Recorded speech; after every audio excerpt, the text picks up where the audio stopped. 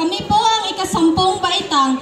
Isa sa dula namin ngayon ang alamat ng bahaghari ni Rene O. Villanueva. Noong unang panahon, sa simula pa lamang, meron ng 7 kulay dito sa mundo. Sila ay sinapula, kahel, dilaw, berde, asul, indigo at lila. Inatasan sila ni Bathala, magbigay kulay kayo dito sa mundo. Ngunit sa hindi inasahang pagkakataon, hindi sila magkasundo-sundo. Sinabi ni Bathala,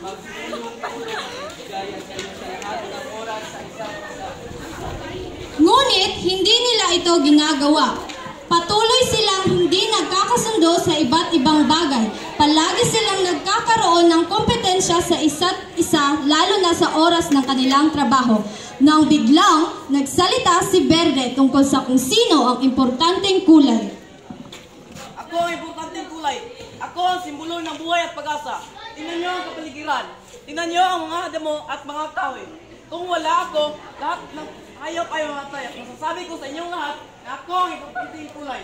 Ngunit sumagot si Asul. Sandali, anong kulay ang nakita mo sa kalangitan? Di ba nakita mo ang kulay ko? Nagbibigay ang kulay ko na buwang kapayapaan at katahimikan. Kung walang kapayapaan, wala naman kayong lahat.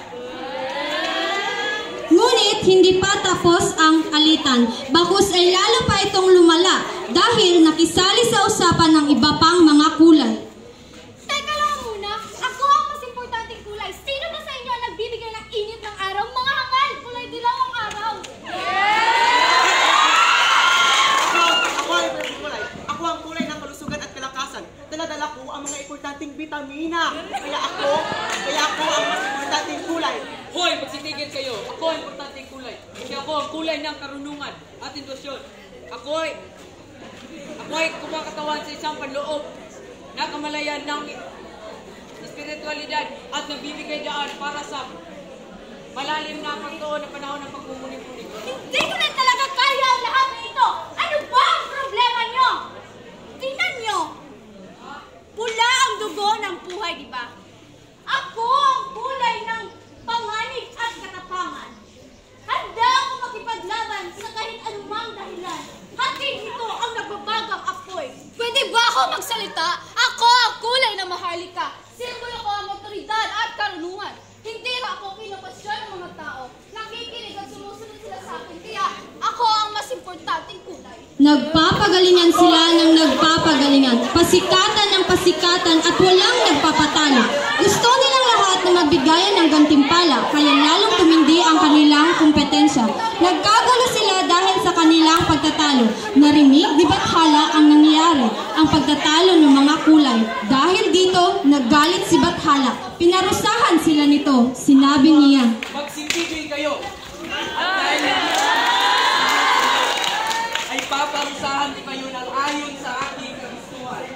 At dahil palagi kayo sa kompetensya, ay gusto kong malaman ninyo ang kahalagahan ng kooperasyon sa isa't isa.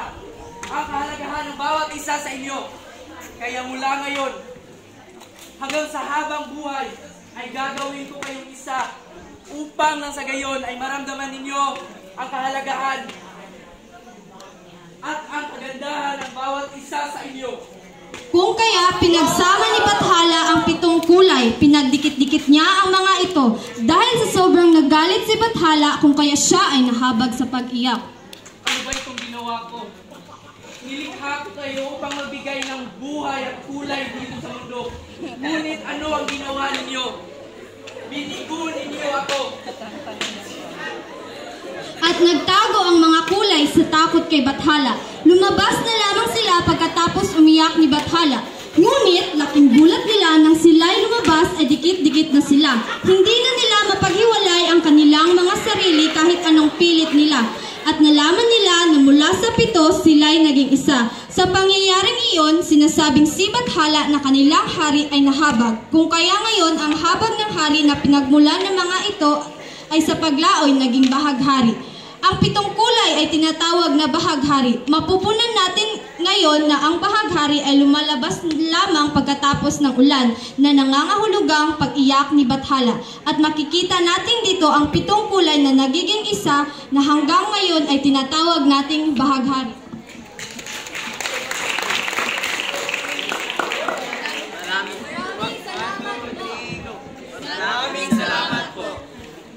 Magandang umaga sa inyong lahat at ngayong umaga ang mahalagang aral na mapupulot sa ang alamat ng bahaghari ay huwag nating isipin na tayo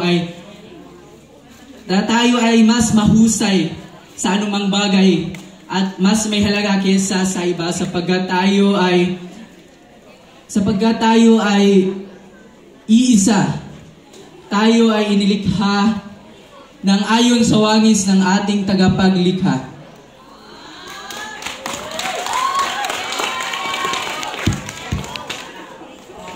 Wow!